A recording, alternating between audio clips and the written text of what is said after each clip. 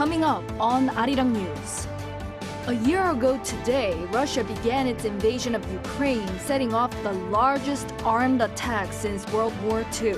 The world calls for peace in Ukraine while President Zelensky vows to push for victory this year.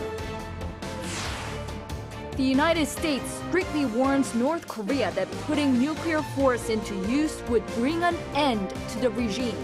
This with Pyongyang saying it test-fired 4 strategic cruise missiles. South Korea's state-run utility company Korea Electric Power Corporation again records its worst ever operating loss last year. Amid soaring commodity prices, its operating loss in 2022 grew more than 5 times that of the previous year, which was already the worst.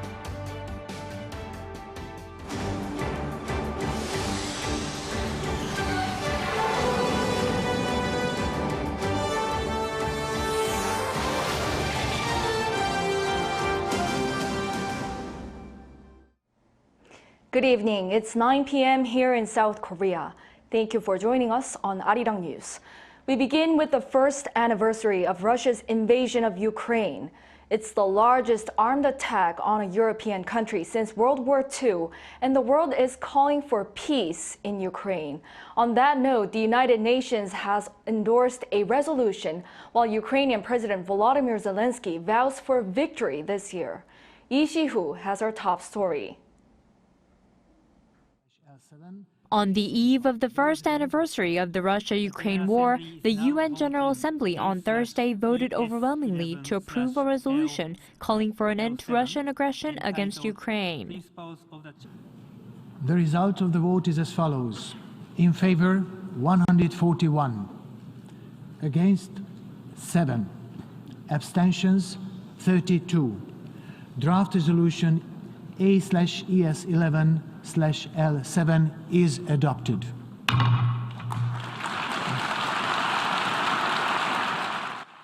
Among those voting against were Belarus, Russia, and North Korea.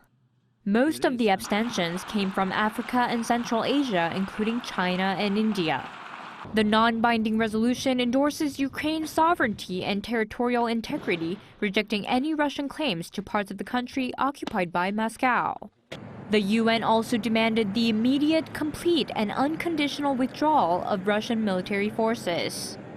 On the same day, Ukrainian President Zelensky wrote on social media that his country will win.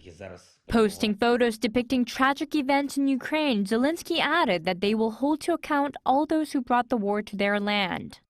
Meanwhile, China, which abstained from the UN resolution, called for a de-escalation of the situation in Ukraine and ultimately a ceasefire between Moscow and Kyiv.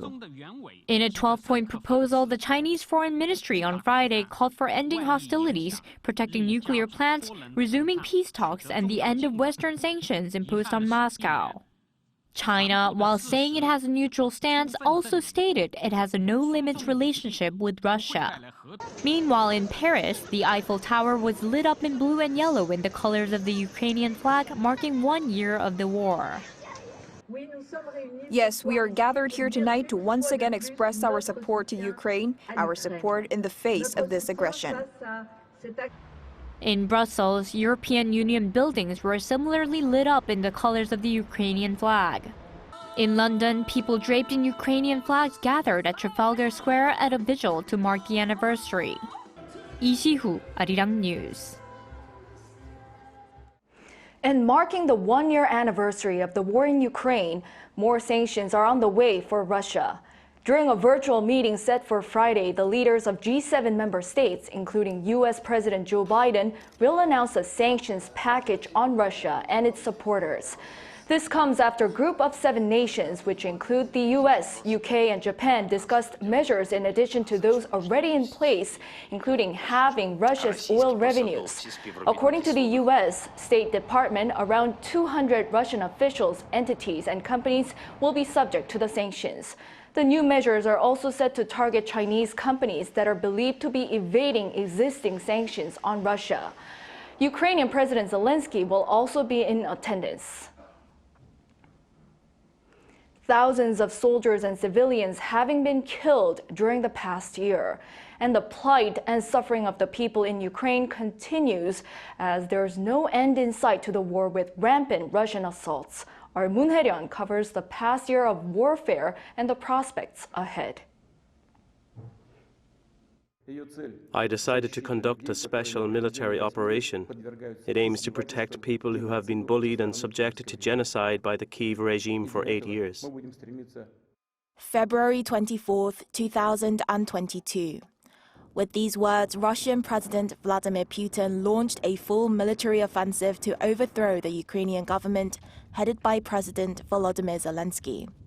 Western countries and their leaders responded immediately with a wave of economic sanctions and condemnation. There is absolutely no evidence that Ukraine posed a threat to Russia that would justify Ukraine's invasion. And that is why the United Nations General Assembly also regarded the invasion of Ukraine by Russia as unlawful under international law. However, Russian forces marched on and took control of regions bordering Russia and along the coastline. The action was met by Ukrainian resistance, aided by Western-supplied weapons. Ukraine retook much of the northeastern Kharkiv region, damaged the Kerch Strait Bridge, a crucial supply route linking Crimea with Russia, and pushed Russian troops away from the city of Kherson. But the Kremlin declared the annexation of 4 Ukrainian regions: Luhansk, Donetsk, Kherson, and Zaporizhia. While little territorial gains were made, the war has had a devastating impact on people's lives. The war claimed the lives of an estimated 40,000 civilians and resulted in 8 million refugees across Europe alone, making it the fastest-growing refugee crisis since the Second World War. Russian attacks have resulted in at least $350 billion worth of property damage.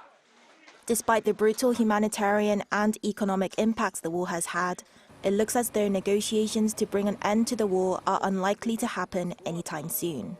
Both sides they would only be interested in sitting at a negotiating table if they have some advantages from participating in negotiations, or if they believe that they are in a position to make concessions.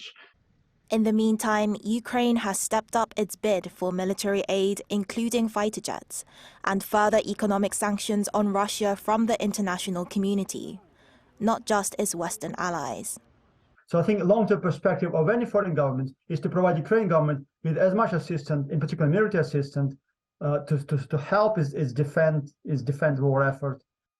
A year into the war, Kyiv remains standing, but whether it can continue to do so is in the hands of more than just Ukraine and Russia. Moon Hae-ryun, Arirang News.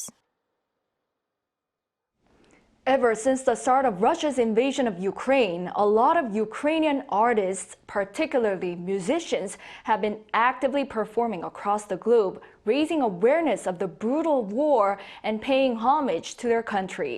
Our culture correspondent Song Yu-jin met some of these musicians and listened to their stories. At a concert hall in the South Korean city of Bucheon, conductor Yuri Yanko is busy with rehearsals. The director and chief conductor of Kharkiv Philharmonic is one of the most renowned and decorated musicians of Ukraine. In the past year, his hometown Kharkiv suffered from numerous shellings and bombings from Russia. Though painful, Yanko decided to use his art to defend the honor and glory of his country. On the first anniversary of Russia's war against Ukraine, he performed in front of a Korean audience with the Bucheon Philharmonic Orchestra. With this concert, I want to remind people again about Ukraine, about its heroic struggle against the aggressor. Tell the world about the problems, say thank you, and ask for help for my country.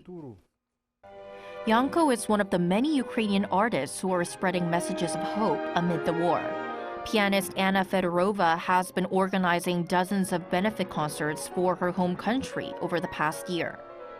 Standing there on stage and to feel this energy from the audience, energy of support and solidarity, and like it was the 2,000 people were coming as one, and it was very powerful. And at the same time, of course, the reason was so sad and so terrible. Even children like the Color Music Children's Choir have been trying to support their country. The children's choir based in Dnipro, Ukraine rose to stardom after their cover of British band Coldplay's song went viral online. Because of the war, they had to practice at times in subway stations and rehearsed online for safety. But their determination did not stop them from reuniting and holding charity concerts in Germany and Sweden last year. Everyone needs to understand that war is horrible and not a single child in this world should ever go through this. War should never be an option. With the support of the world, the day of victory for Ukraine will come. Though these artists are performing far apart, they share one thing in common. They'll continue to perform, trying to help heal the scars of war and show the world that Ukraine still stands strong. 송유진, Arirang News. South Korea has decided to provide $100,000 worth of humanitarian support to Chile, where a series of wildfires have recently swept across the country.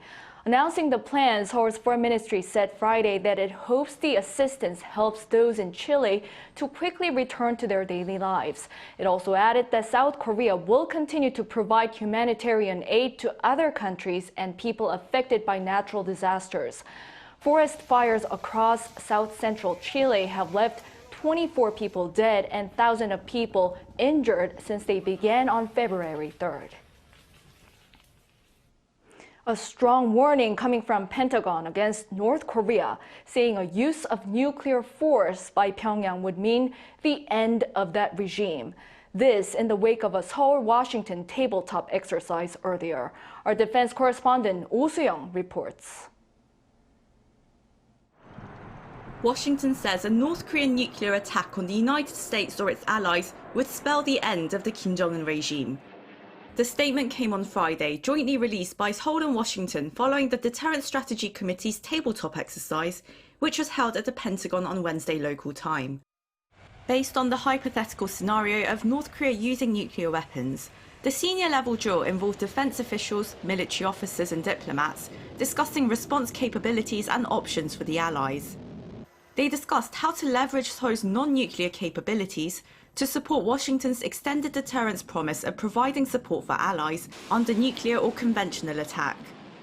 To prevent nuclear war, the US said it would continue to maintain its capability to forward deploy strategic bombers, dual-capable fighter aircraft and nuclear weapons to the region.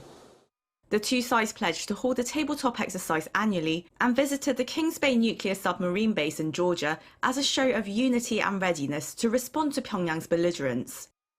In apparent protest of the exercise, North Korea claims it fired 4 Hwaseo-2 cruise missiles into the East Sea in the early hours of Thursday, which would have coincided with the tabletop exercise held in Washington.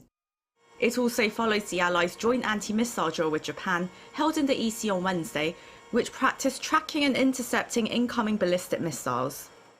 The North claimed that the missiles it fired on Thursday travelled 2,000 kilometres, would indicate a range that covers US bases in Japan. A South Korean military official told Arirang News that Seoul's surveillance assets were active when the North reportedly held its missile drill, and the claims made by the North state media are being verified. The Joint Chiefs of Staff said there's a difference between the North's claim and what has been found by South Korean intelligence.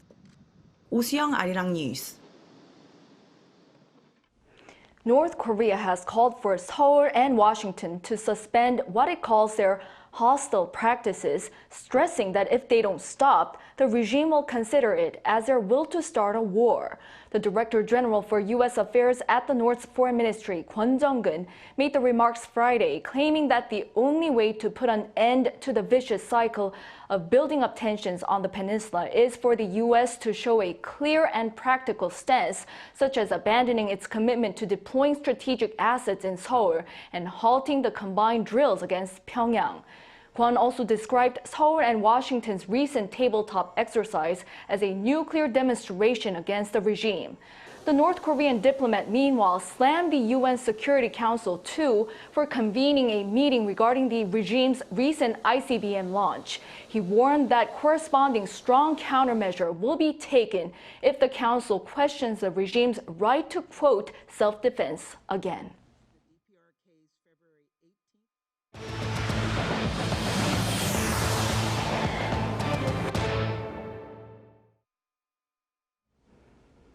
For the second day straight, President Yoon emphasized his will to drive the nation's exports, telling small to medium business leaders that he'll make every effort to help them.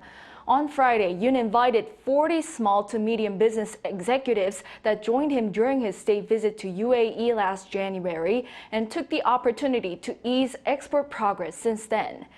He said it was thanks to these companies' competitiveness that UAE decided to invest $30 billion into South Korea with MOUs worth up to $6 billion. He also underscored their importance as smaller businesses take up 40% of the nation's whole exports. During the event, the business leaders also had the chance to showcase their products to the president. South Korea, the United States, Japan, and Taiwan, the countries part of the so-called Chip 4 Semiconductor Alliance, reportedly held a meeting last week to discuss ways to strengthen the industry's supply chain. According to a report by Yonhap News on Friday, citing an unnamed foreign ministry official, the four countries joined the meeting led by the American Institute in Taiwan via video conference. An official from the Korean mission in Taipei and Director Generals of the Foreign and Trade Ministry joined in on South Korea's behalf. The participants of the meeting reportedly do not discuss confidential industry insight, nor do private companies join in. The four countries held their first preliminary meeting last September.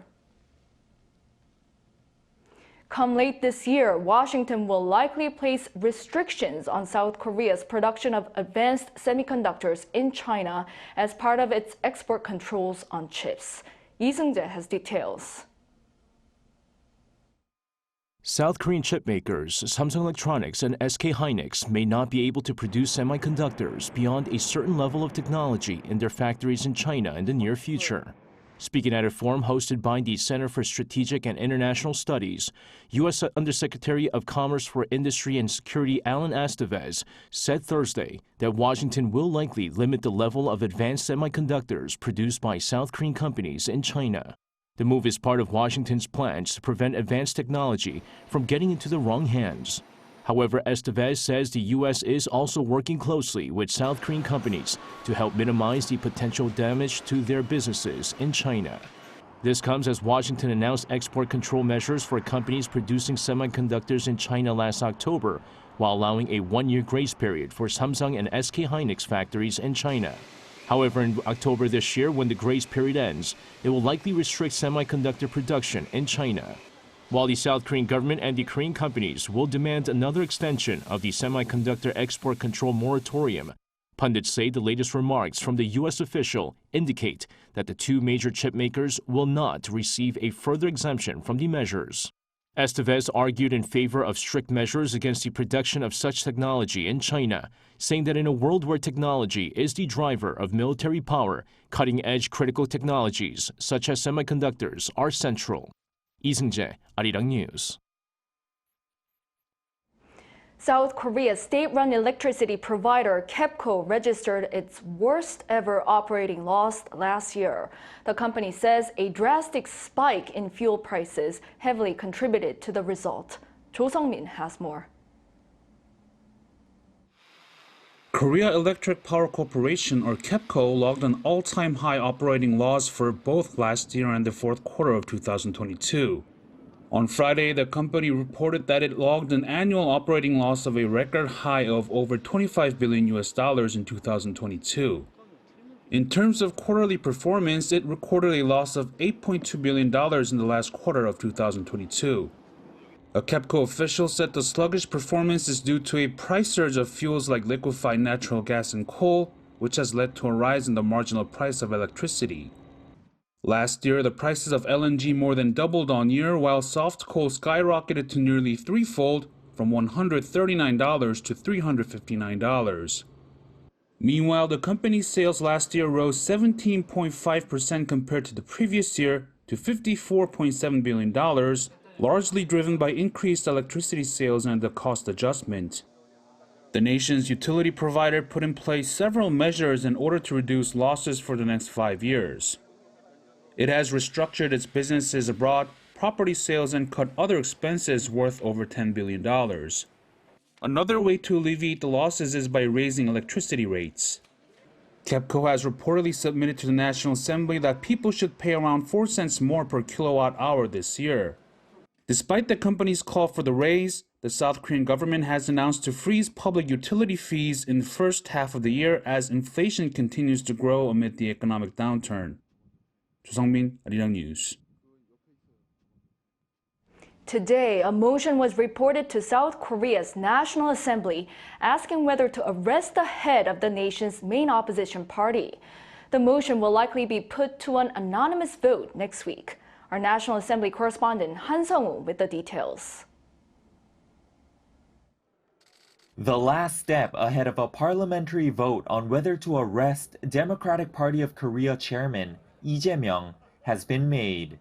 The motion seeking lawmakers' consent for Lee's arrest, which is required by law while Parliament is in session, was officially reported to the National Assembly on Friday, just over a week after the country's prosecution requested an arrest warrant for him on allegations of corruption, the first time in Korea's constitutional history that prosecutors have sought such a warrant for the sitting leader of a main opposition party.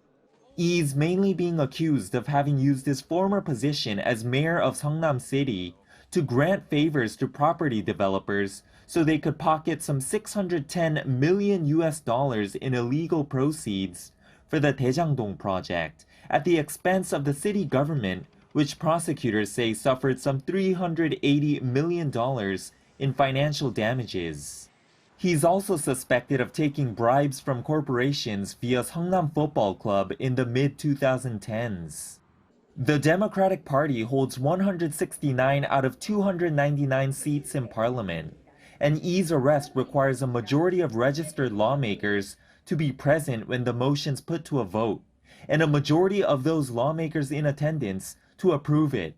The anonymous vote's expected to take place at the Assembly on February 27th. If prosecutors fail to win parliamentary consent, it's widely expected they will indict the opposition leader without detaining him. Meanwhile, Friday's plenary session came to an abrupt close when the ruling People Power Party made a group exit after a motion to include a particular member it recommended into the nation's Truth and Reconciliation Commission was rejected in a vote. Bills that were expected to be passed, including the Yoon Suk-yeol administration's government reorganization plan to upgrade the Veterans Ministry to a cabinet-level body, as well as launch a new agency devoted to consular affairs, will likely be dealt with on the 27th. Han Sung-woo, Arirang News.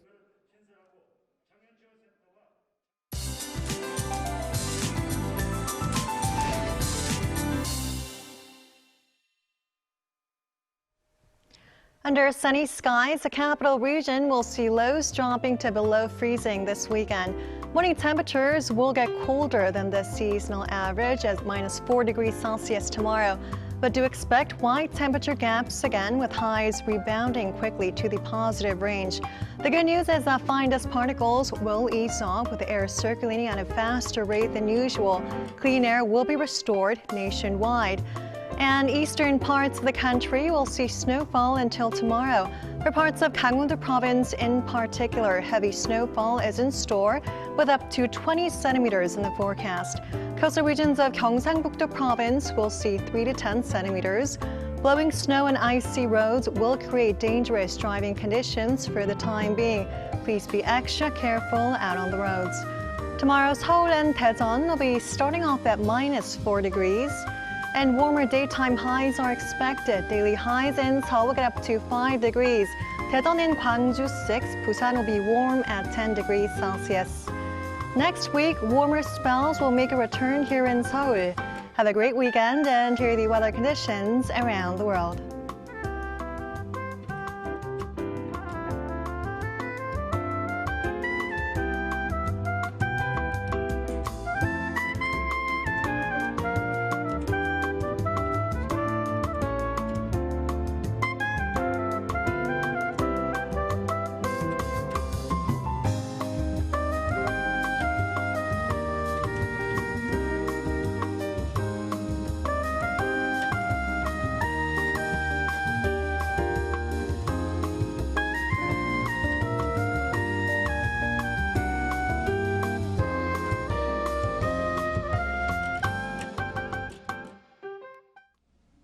That brings us to the end of this newscast. Thank you for staying with us. Have a great weekend and a good night.